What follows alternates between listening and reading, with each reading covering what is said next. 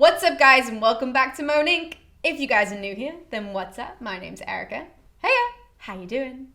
For today's video, as you can see from the title, I am chatting with Professor Gregory Nagy. Now, Professor Gregory Nagy is an absolute classics giant, okay? And I don't say that to sort of make him seem more important than he actually is. Like this man is one of the most important people in my industry. The idea I got a chance to speak to the world-leading expert in what it means to be an ancient Greek hero is still blowing my mind. And it's been 30 minutes since we hung up the phone. It has literally taken me 30 minutes to actually sit down and be well enough to film this introduction for you guys, which normally I don't do. Normally I do this before chatting with my guests.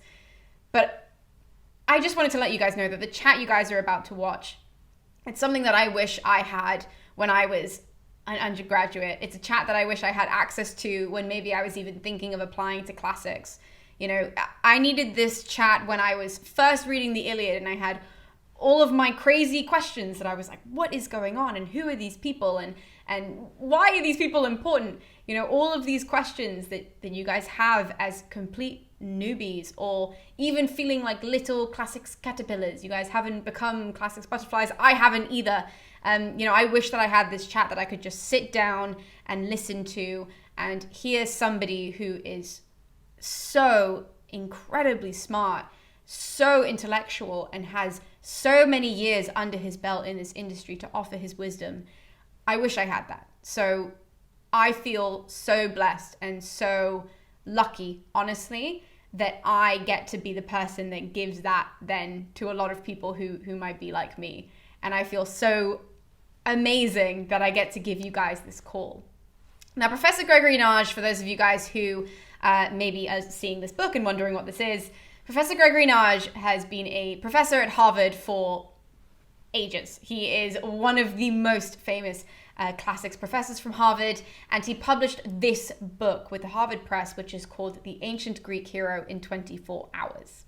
Now, this book dives into all of the ancient Greek heroes that you guys are familiar with, from Achilles to Patroclus to Odysseus to even Oedipus, all of these incredible people, all of these very, very famous characters, but discusses them more in a philologist kind of anthropological kind of way. It is such a mind-blowing book, honestly. I'm not even halfway through it.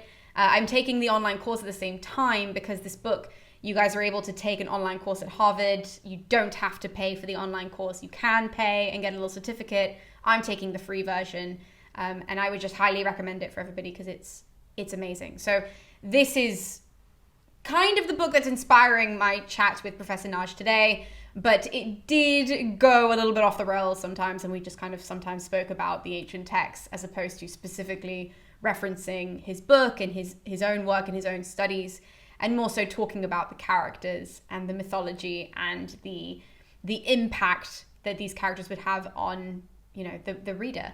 So that's what you guys are going to watch. It's really just a very casual conversation with somebody that I've looked up to and admired for a very long time.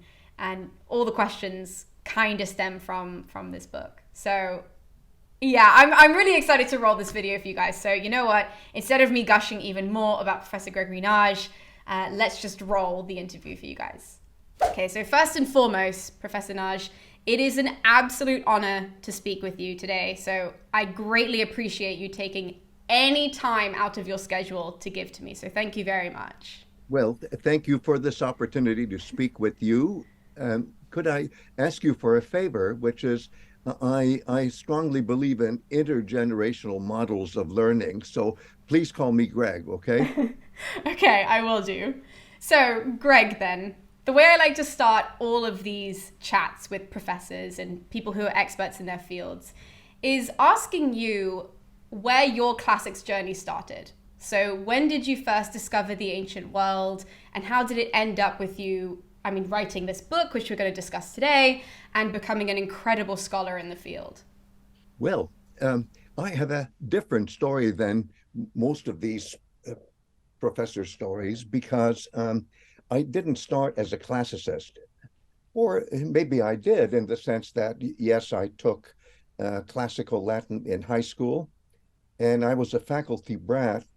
My father was a professor at Indiana University, and I didn't even think of going to any other college. I still remember the tuition for Indiana University, since I was a citizen of that state, was $150 per semester. That was the tuition.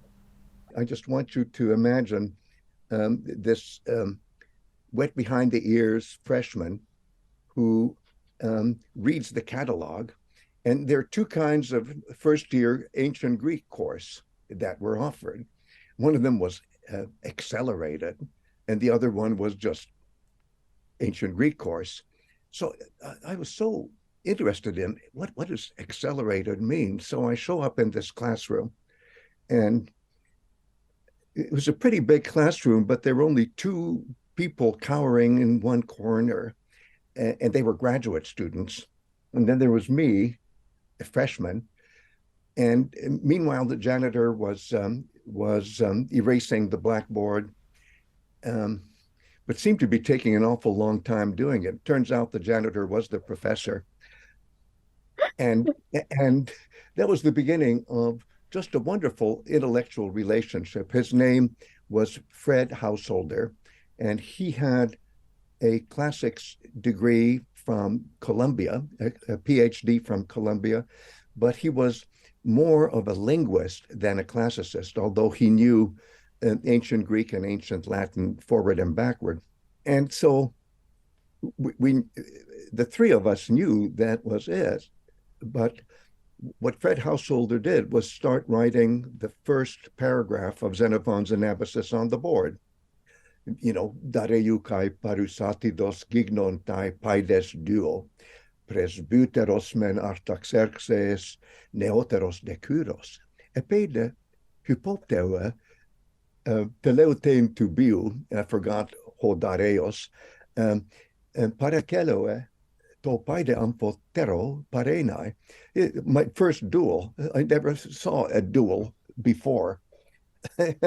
And so we're trying to copy it down, and then he goes through every word of the first paragraph and tells you where to look it up in Goodwin and Golik's grammar. And then we finished early. Okay, bye. And I just loved this style. I must say it was so non-invasive, and we were really left on our own, and I just loved it. But I finished Indiana University in 2.5 years, and then I was told where to apply to graduate school.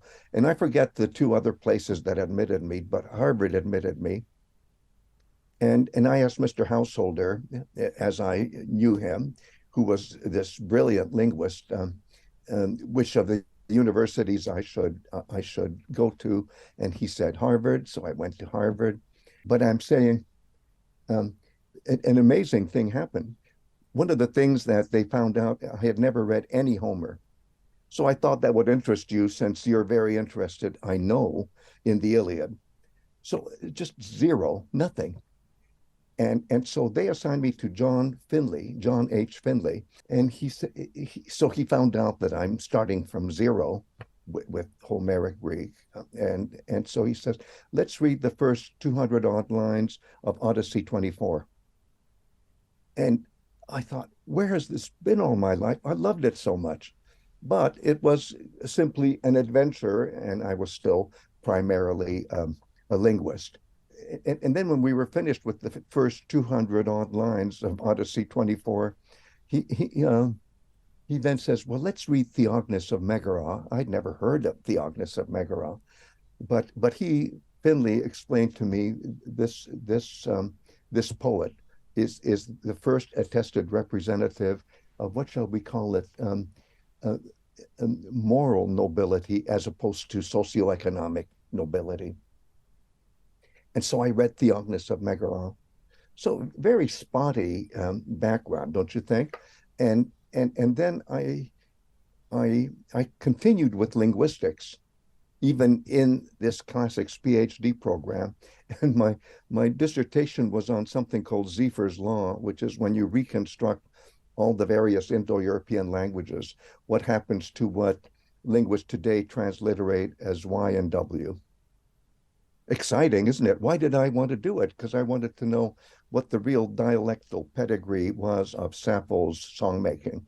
But again, nerdy linguistics related things. And then I got a lucky break, and the senior linguist who was teaching comparative grammar of Greek and Latin was off on a 1 year sabbatical at an institute in Stanford. And so they needed somebody to teach comparative grammar of Greek and Latin. So Greg got to do that. And and then one junior hire led to another junior hire. And now I fast forward to 1975. By then I'm a tenured professor at Harvard in classics, but I'm still primarily comparative linguist who really knows how to reconstruct ancient Greek and ancient Latin forward and backward. But slowly I started to realize, gee, if I really want to understand this, I should understand Homeric poetry more deeply, not just the meter. At first, all I was interested in was the metrics. And I realized, gee, we should do formulaic analysis, because after all, that was pioneered at Harvard University by Milman Parry and Albert Lord. Albert Lord was still very much alive, and he became my intellectual mentor.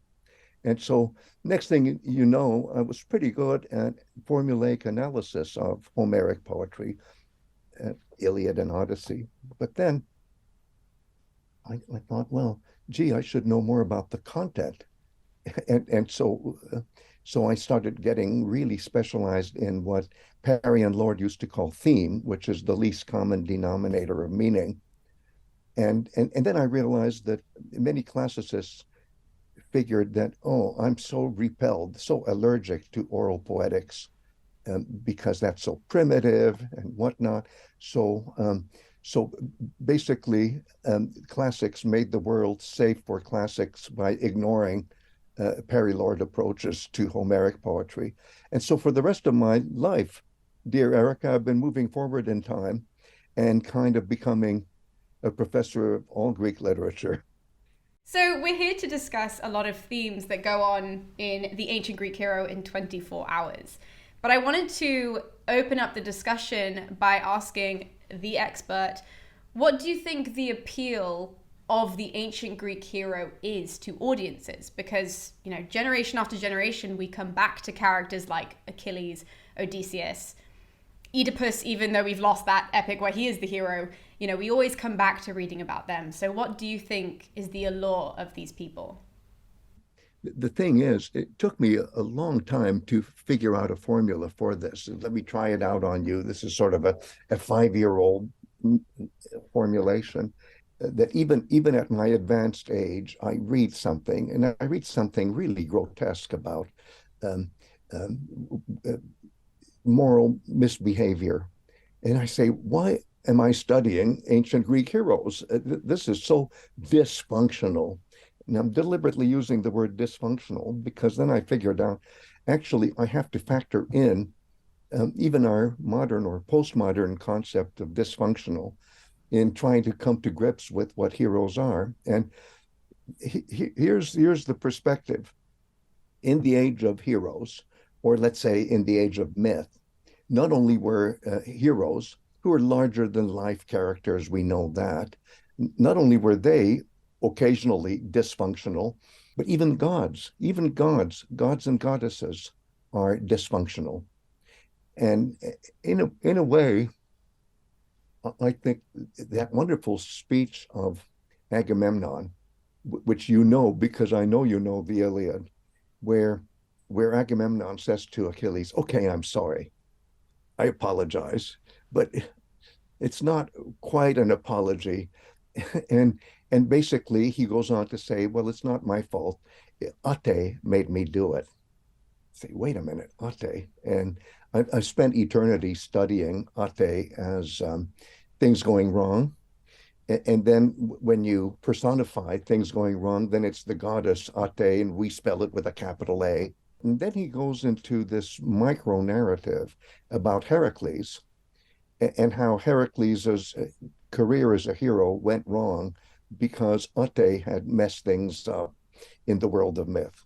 What really fascinates me is that Zeus, who is very disappointed about all the suffering that Heracles, his favorite hero son, has to undergo because of bad timing caused by Hera, who should be the goddess of good timing, um, takes the goddess Ate and throws her out of Olympus. And then what happens to Ate? Ate is now with us humans.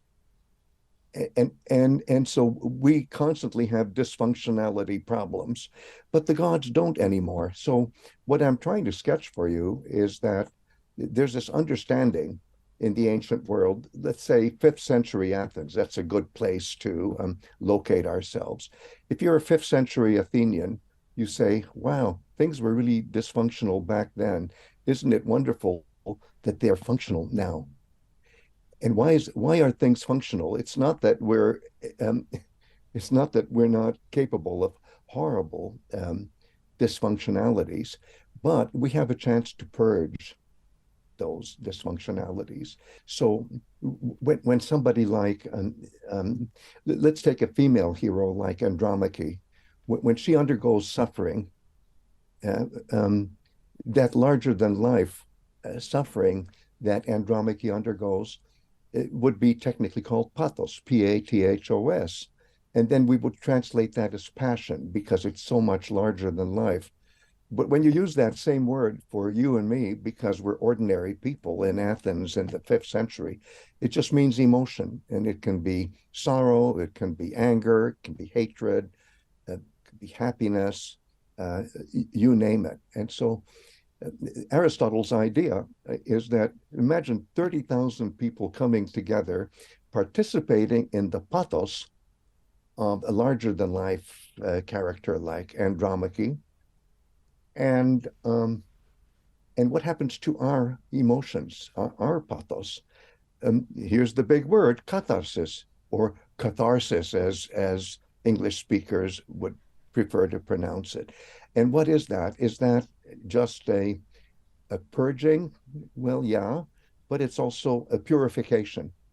So what I'm saying is that, and let's use the word ritual in an anthropological sense of the word.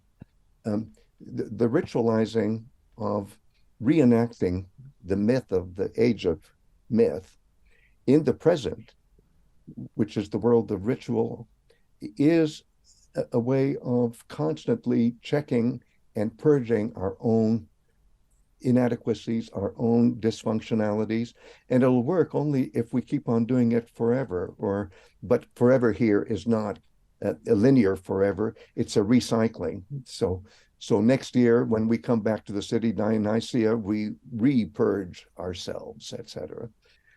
So in a sense, the messiness of heroes, can I put it that way?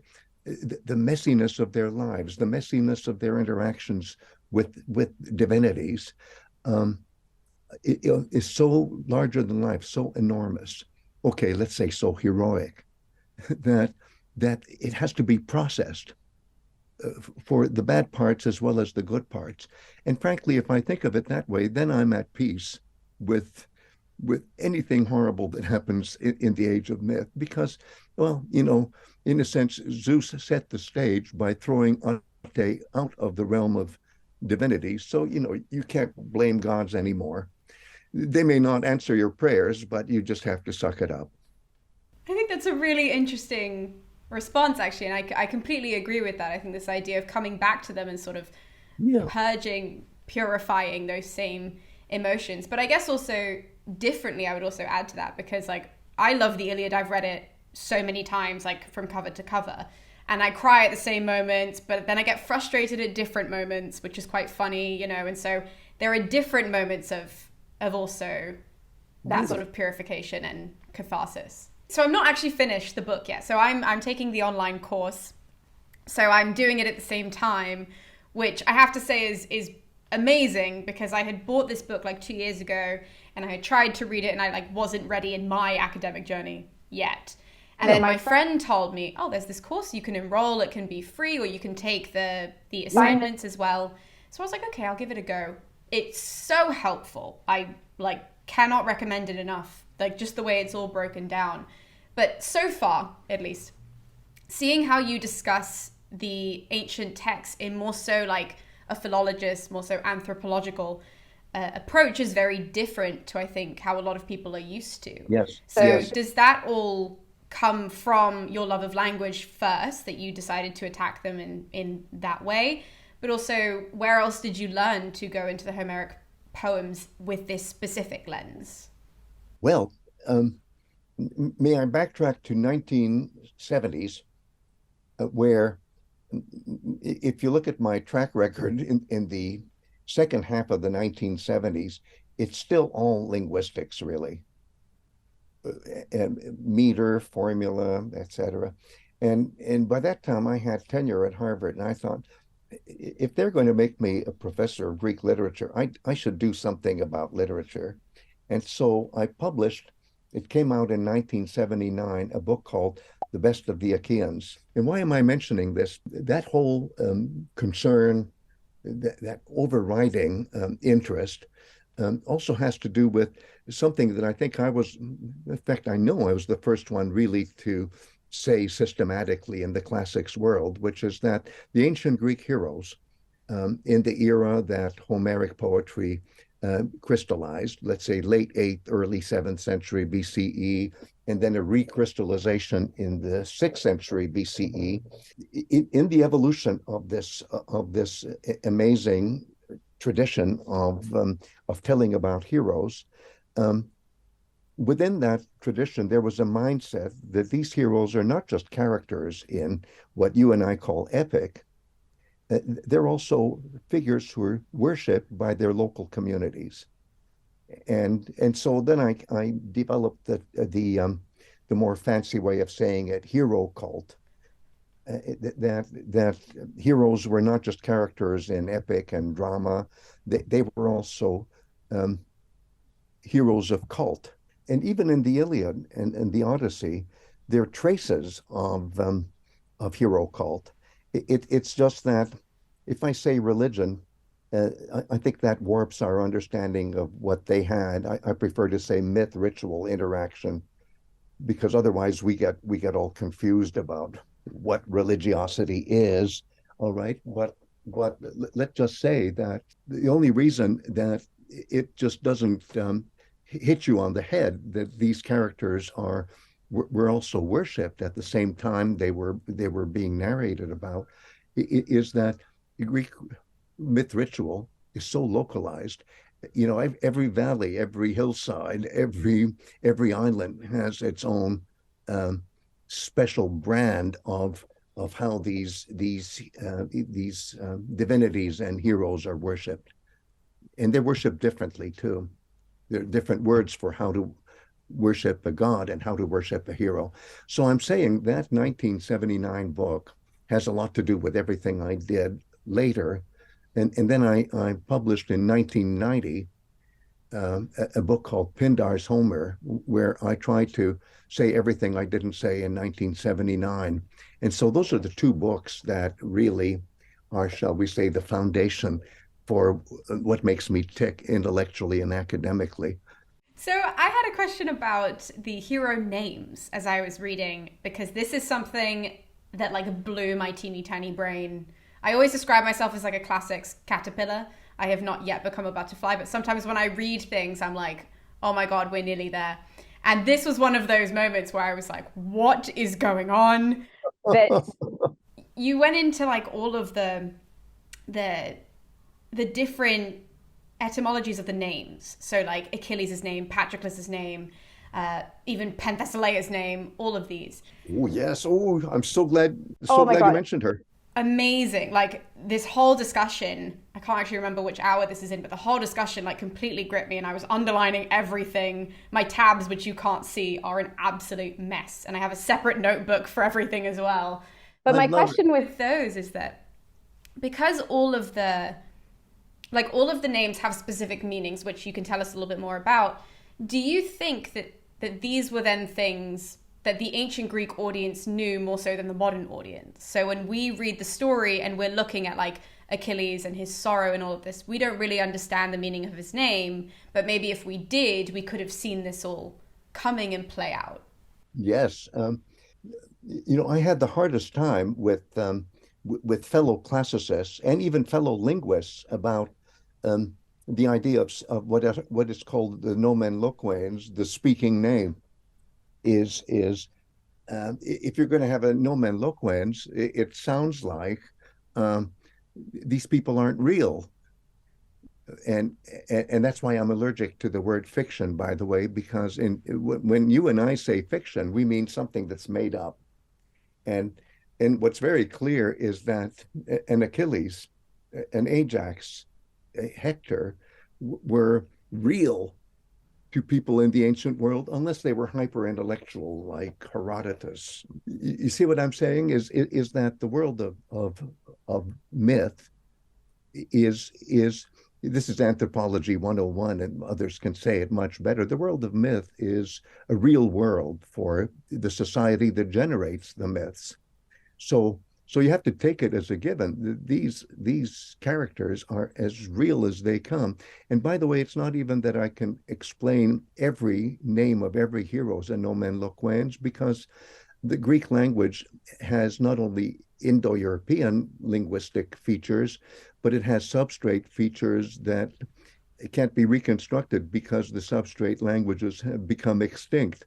So in the case of Odysseus, forget about it. I mean, there are two, shall we say, synchronic etymologies, by which is meant that in the Greek language, as it existed, as the epic was taking shape, there were two obvious meanings that could be um, interpreted by anybody who hears the tradition then. One of them having to do with hate, and the other having to do with pain. And in fact, both of those themes, we started with the word theme as a least common denominator of meaning. Both of those themes are alive and well in our Odyssey, just as the theme of achos, sorrow, and laos, the people you count on backing you up in war, which is the name of Achilles and the name of the Amazon Penthesilea, those names are transparent, so to speak, even to historical linguistics. But then a linguist will say, oh, but if these are real people, because a lot of linguists don't care about anthropology. If these are real people, why should they have real speaking names? And then they can make fun of how, well, the fact that Charles de Gaulle was called Charles of the region of Gaul that's a historical accident. I know it is. I'm saying that that the medium that we're talking about here, let's call it epic, it is predicated on the idea that these very meaningful people have meanings even in their names. So that's why I bet you got to that part already in the course where I asked the musical question, well, who is at the top of Achilles' scale, ascending scale of affection? And of course, it's Patroclus. So it's not only the person, but the person's name, because Patroclus means he who has the kleos, the epic glory of the ancestors. And who are the ancestors? They're the pateres, who are not just fathers, they're fathers and mothers. It's one of those linguistic turns where it seems to be fathers on the surface, but it's fathers and mothers. And so basically at the end, Achilles finally gets over his brutality. And look, Erica, you can't excuse that in 23, where Achilles is trying to do the best funeral ever arranged for Patroclus, that he executes prisoners of war. No, that's meant to be morally shocking. And so how do you get over that? How do you get over these moments of brutality? Um, and he does. Why? Because he sees the father of Hector weeping, and he says, well, "Wait a minute. he says, this is, uh, if I were dead, my father would be crying for me the same way. And so then he starts crying. And then they both cry, both Achilles and Priam. And the Homeric wording is so beautiful. We are told Priam was crying for his son. Achilles was crying for his father and for Patroclus. But what does Patroclus mean? The epic glory of the fathers, that is to say, the ancestors. So it comes together so beautifully, and there is, shall we say, a purging, of purification. Spoiler alert at the end of the Iliad, but it's not spoiling for you because I know you've read all the Iliad. It's just that you haven't read all of Greg yet. I have not read all of Greg yet, but I'm so excited to continue reading because literally this conversation just completely blew my brain, especially discussing the hierarchy of importance, of Achilles' importance.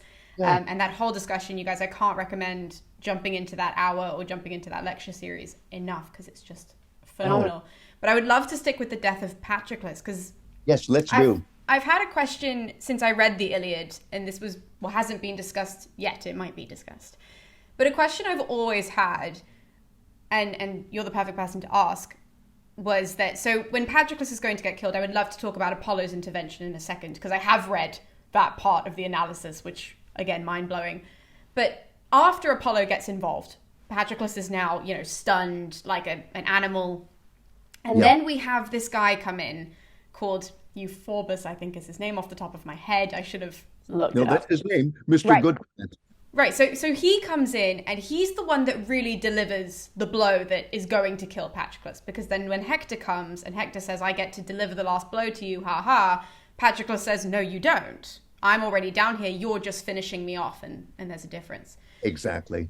I was wondering what that's about, because surely in a narrative, and maybe this is just my modern brain inferring onto an ancient text, but surely that intervention of the random character, the seemingly random character, is strange. And I was wondering if you could explain that further, of why Hector doesn't get that. Yeah, that moment. But Erica, it's random only for us, in the sense that Euphorbus, whose name means he who has been, shall we say, raised as a beautiful plant. So really? He's Mr. Plant. And in the next scroll, after being Apollo stuns, just as you say, Patroclus, and Patroclus's eyes start rolling, and the armor falls off, so he's ritually naked. Then you have the frontal blow by Mr. Goodplant, and then you have the coup de grace, so to speak, by Hector. By the way, that's how you kill a sacrificial bull. Or a sacrificial ram. So then in the next scroll, or as I like to say, rhapsody, because these things were performed, in the next rhapsody, Euphorbus himself gets killed, and then he is described as a beautiful corpse, of course, and you have to imagine that he has dark hair that's sprawled in the dust because his hair has come undone. Usually they have fancy hairdos. But his hair is undone, and there are flecks of blood in the hair, and those are compared to blossoms of myrtle in a dark green meadow. So there's this aestheticizing of heroic death, and so Euphorbus is sort of famous, and for you and me, it's just another guy who does the second blow, but he's famous for being Mr. Goodplant. That's so interesting, because that's something I've always wondered, and people will, because I have a whole series where I just talk through the Iliad. I just tell people the story again, book by book, in case they don't want to read it. That's like my worst nightmare, but I'm like, this is better than just not reading it. So do this. And the main comment I get is, who's that guy and what's he doing? And I'm like, I don't know, but now I know. But you know what, Erica, I've got to insert here something that um, while we were talking, I'm so glad it was an inspiration of the moment that for female heroes, instead of the usual where, oh, Clytemnestra, well, but Clytemnestra is so nasty, or, most of the female heroes that are most prominent in our minds are so nasty. I'm so glad that I just grasped for somebody who's not nasty, who's really nice, and that's Andromache.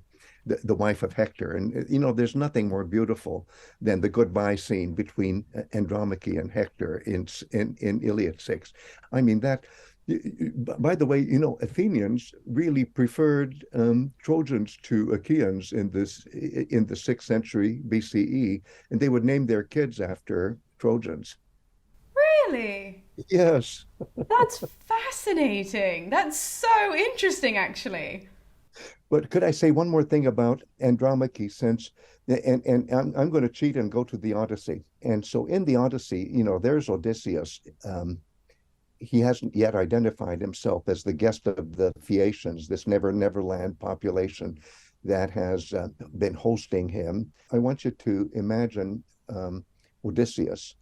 He's not yet identified, and there's this blind singer of tales who has already made two performances, and then Odysseus says, can you sing the song of Troy? And then you have a micro Iliad, but it's not our Iliad. It's it's the version of how Troy was destroyed. But in the Odyssey, when you get to that point, guess what happens? The narrative stops. We don't hear what the singer of tales is saying. Instead, the camera goes to Odysseus, who's starting to break down and weep. And get this, his weeping is compared to the weeping of a captive woman whose family is being slaughtered. Isn't that something? So in other words, there's a secret Andromache there, but we never get to hear. It's just an anonymous woman who's lamenting. Oh my goodness. Oh my God. So again, what I'm saying is there's so much compassion. And that's why, I might not think that, obviously I like Greek poetry better than Roman poetry, but when you think of Virgil, that person, whatever we think of as politics, was very sensitive. And so this one part where Aeneas is saying that sunt lacrimae rerum, there are tears connected with the universe. And Virgil, of course, is such a show-off. He knows atom theory. So what Aeneas is saying is that every atom of the universe contains a sad story where a woman is weeping.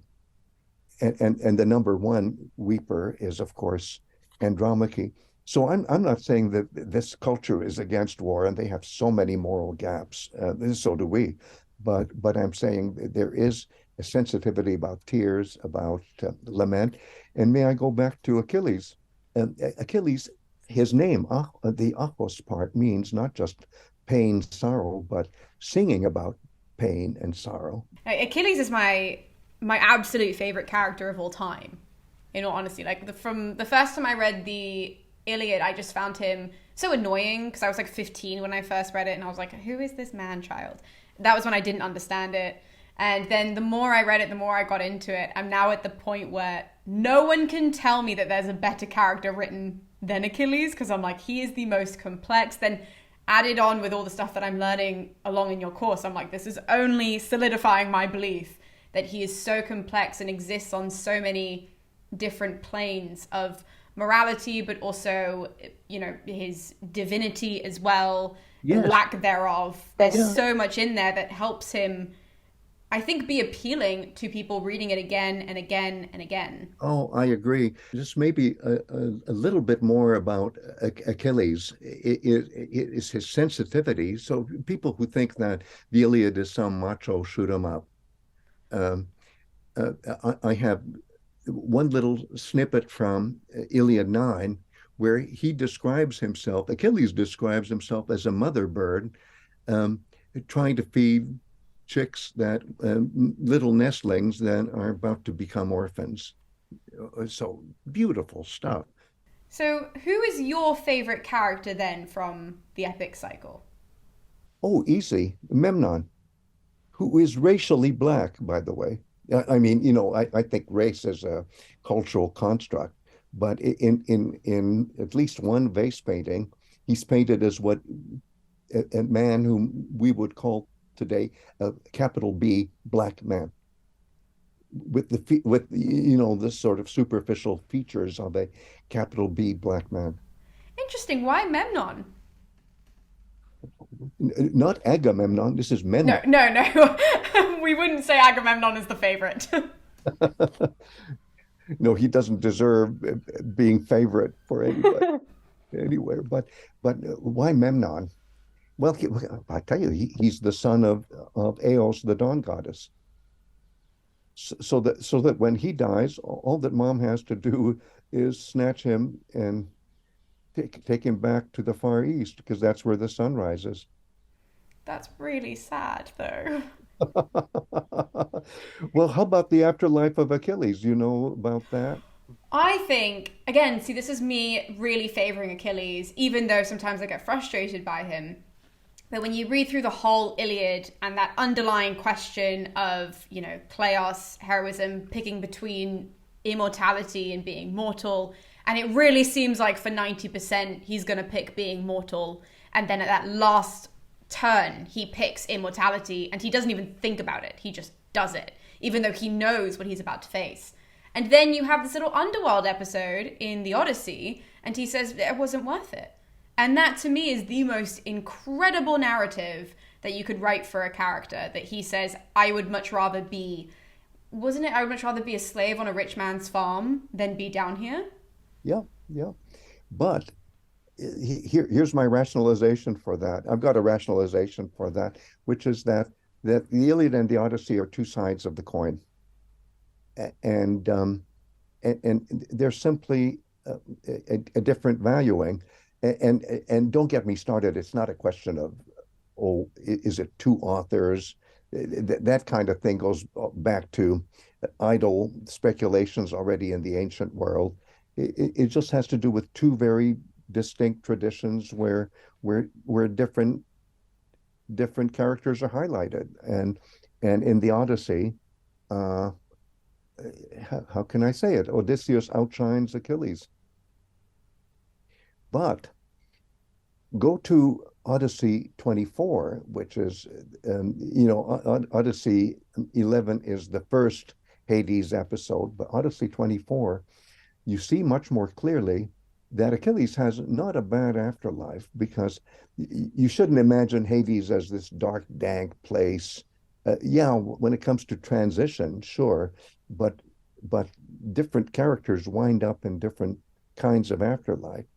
And even in the Odyssey, which downplays immortalization after death, unlike the cycle, and you're obviously very good on the cycle, um, but so there's a downplaying of how to visualize immortalization after death. But there is, I'll try to say it in older English, the mead of asphodel. Have you ever seen asphodel in blossom? No. Well, I've just been at a travel study, and we've got some footage of asphodel in blossom.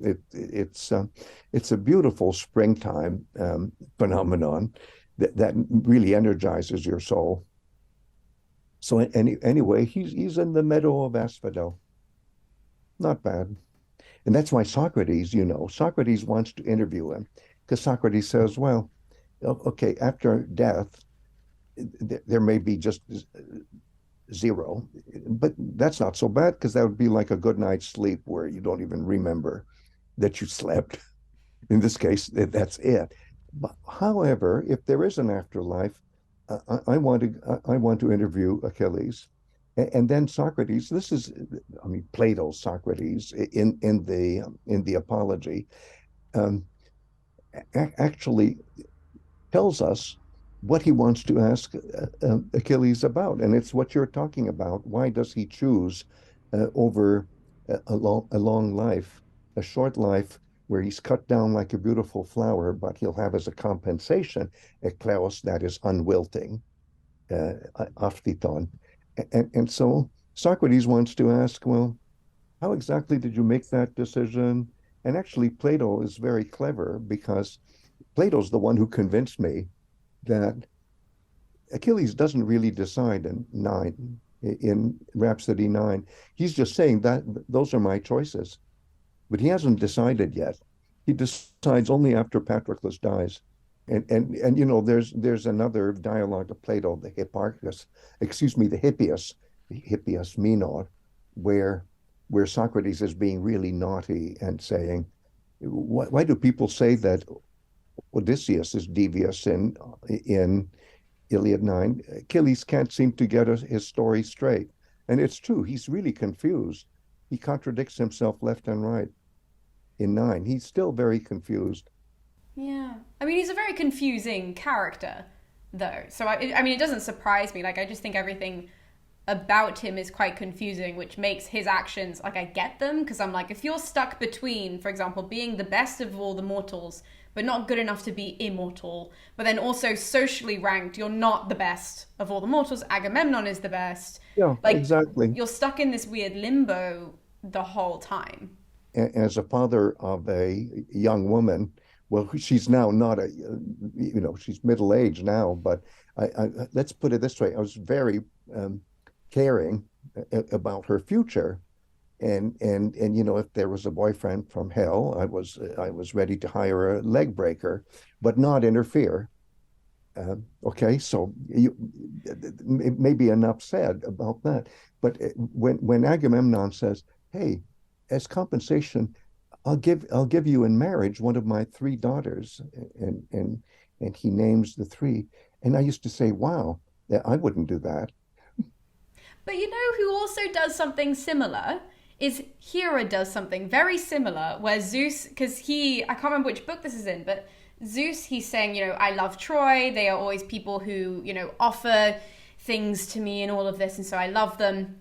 And if you're going to ask me to destroy them, then one day I might come and ask you if I'm going to destroy one of your places. And instead of going, oh, no, nothing like that, she goes, great, you can pick Argos, Sparta, and like one other place that she lists off and just offers them on a silver platter to him. And I've always read that going, so you don't like them that much, then. You know, I'm so glad that you picked. I don't have a good take on that. And that is still a big puzzle to me. But in this case, it turns out that if you want to obligate somebody as an overking, you tell the underking, marry my daughter, because that makes the underking a vassal. And by the way, did you notice that it's not Iphigenia, it's Iphianassa? So that was another question I had that I wanted to ask you again because you're the expert. So that narrative, this is why this doesn't make any sense to me, because that narrative, Iphigenia is there, so she's alive. So Aulis presumably hasn't happened, at least in the way that we then hear it much later and then fill in that gap, because her name is there. Okay, cool, that's fine. But right in book 1, when Calchas speaks for the first time, and he says, oh, it's all Agamemnon's fault, Agamemnon stands up and says, you've never told me something that I have wanted to hear. Which, looking from now, it sounds like that's more so a link to the Iphigenia episode, but then it seems like she's alive. I'm confused. It's because don't beat up on yourself. Homeric poetry avoids being too localized. And if we heard Iphigenia, that would be too much of an Athenian version of the narrative. And in the Athenian version, she seems to be killed off, right? Certainly Aeschylus is Agamemnon, but in other versions, she's saved. She's saved, and in the last minute, Artemis substitutes either a hind or a sacrificial sheep. I think there are several variations. So, Iphigenia can, and of course Euripides, who loves to play with variants. He's not satisfied with the one or two variants available to Aeschylus or Sophocles. He's got hundreds of variants. That's why Aristophanes makes so much fun of him. But that's why we love him, right? Because he is really anthropology 101, because he's so many different versions. And look at Iphigenia among the Taurians. I mean, come on. Speaking of variants and variants of the story, something that we don't have in the surviving epics, but was once in the Ethiopias. I don't think that people understand how much I wish this book survived. But Oh, I do too. Yeah. but in that book, we see Achilles' death by Paris. That was at least the little summary that we get is that Paris shoots a bow, it hits Achilles. Okay, so that's how he dies. This is something that personally I cannot wrap my head around and stand by as a narrative, purely because every time we see Paris attack somebody in the Iliad, he fails. Or he does it by accident. So examples of that, he fights Menelaus. The first time Menelaus throws his spear, it goes through Paris's shield. Paris throws his spear, it bounces off. And he doesn't have, like a gold shield like Nestor does. He's got a normal shield. So he could have done it. He's not able to do that. And then when he hits Diomedes in the foot, it's by accident. He celebrates that he hit something because he didn't anticipate he would hit anything with his arrow. And Diomedes pulls it out of his foot. That, by the way, he's one of my absolute favorite characters, Diomedes. I think he's brilliant. Me too. So when he pulls the arrow and he screams at Paris, he's like, come down here and fight me like a man type of thing. So the idea that this guy could hit Achilles, the only way this makes sense to me, and you can tell me your views, is if Achilles has given up at that point. Because how could the best person then get hit by somebody like Paris, even with godly intervention? I'm like, I don't know how that would happen. Well, just as we both agreed, didn't we, that the character of Odysseus is different in the Odyssey in the sense that he gets to outshine Achilles.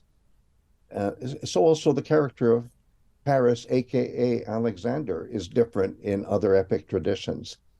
He's just very feminized and marginalized in our Iliad, but there are all sorts of other sides to him, so to speak. I can't accept it. And accept it. So let's see, how can I? Okay, here's something which is so much fun. He's got a double name because one of his names is a princely name. That's Alexandros. It's no accident that Macedonian kings call themselves are called Alexandros.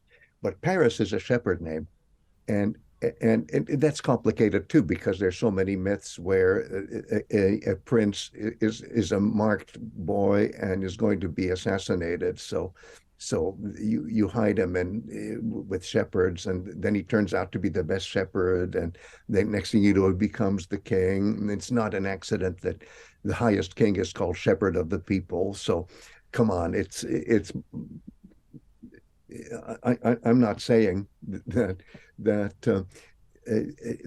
Paris as a shepherd is a demotion necessarily, but I am saying even that shows the fact that he has a double name, that he has a lot of different dimensions. So even though I would love to continue this conversation, Greg, unfortunately, unfortunately for you, fortunately for me, I've taken up 2 hours of your time, which seems a little bit rude, but at the same time, I'm also not sorry because this has been amazing, honestly. So I have a final question that I normally ask everybody who comes on the channel. And so I would love to ask you this question as well.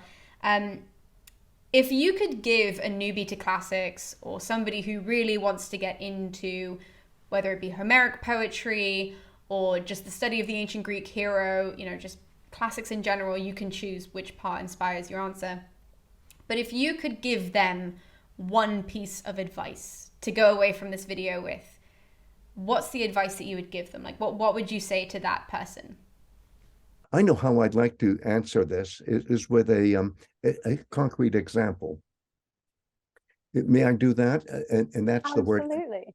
That's the word nepios, Nepios, with a long mark over the E, nepios. And it's translated, I'm joking, 500 different ways, including foolish, infantile. It just goes on and on and on. And I dislike all the translations. So I would translate everything. And as you know, occasionally show what the Greek word is in square brackets, but I'd leave the word nepios untranslated. Can you imagine reading all the Iliad and the Odyssey in translation, but your teacher withholding the translation for this one word, which will pop up only 10 times in each of the two epics? I swear to you, people who read conscientiously figured out what it really means. Whereas I had directed a PhD dissertation which proved what it means. So shall I do what the dissertation proved? Her name is Susan Edmonds, and she proved that the closest thing in Latin to nepios is not infans, as an infant, meaning non-speak, because people just used to think, and it's a false etymology, that it's ne and ep as in epos, so non-speak. No, it has to do with, yes, a negative particle and a different root. And the closest thing in Latin would be apiscor, apisci, aptus sum, which means connect, fit. And so the closest thing in Latin would not be infans, non-speak, but ineptus, not inept, but disconnected. Disconnected from what? Disconnected from the intellectual, the moral, and the emotional things you learn from your parents, from your ancestors.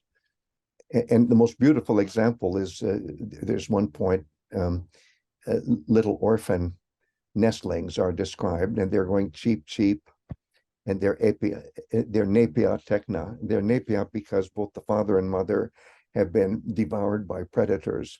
And they're just going cheep, cheep, cheep. So yeah, they're foolish, but is that a good translation? No. Is it that they're inept? Well, yeah, they're helpless. But what it really means is just deprived of that link to the ancestors and all the beautiful things in it. So I don't know. And most people kind of figured out that that's the kind of thing it means. And I just love that. And what does that show? That, yeah, most people won't get to read it in Greek, and these various devices for trying to get at the real thing by reading Greek, and you might just be bored to death in the process. So I don't know.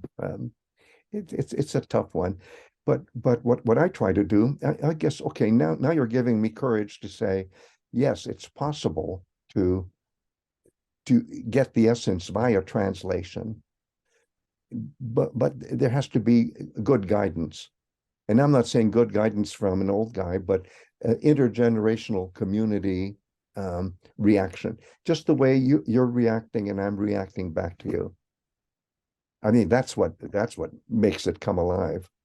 So with all that being said, that seems like the perfect place to end this interview, even though I don't really want to, I'll be honest. But this is already going to be a mammoth thing to edit. So thank you so much, Greg, for sitting down and chatting with me. And obviously thank you to you guys for actually taking the time to watch these videos, to engage with the channel, to comment, like, subscribe. All of that means the world to me because it allows me to have these kinds of conversations and to do this every day. So I feel very lucky and very blessed, and it's all thanks to you guys. Now, of course, as I also say at the end of all of these interviews, if you guys have been swayed to buy the Ancient Greek Hero in 24 hours or to take the online course, or actually maybe you guys want to buy the book and take the course online, because remember, you guys can take the free version if you guys would like to through the Harvard website. All of those links are down in the description. I cannot recommend buying the book enough and also taking the online course at the same time. It's really, really helped me. And it's a really good sort of fallback to have, that when I read the chapters and I read the hours and I don't really get them, then I can always fall back on the Harvard course material and have Greg, on video explain things, which is very, very helpful. So I would recommend sort of doing them together, but of course you can just buy the book or you can just take the online course, because all of the supplementary reading is also on the Harvard website. And with that, I will love you and leave you. So thank you guys so much, and we'll be seeing you next time with more videos here on Moan Inc. So I'll see you guys then.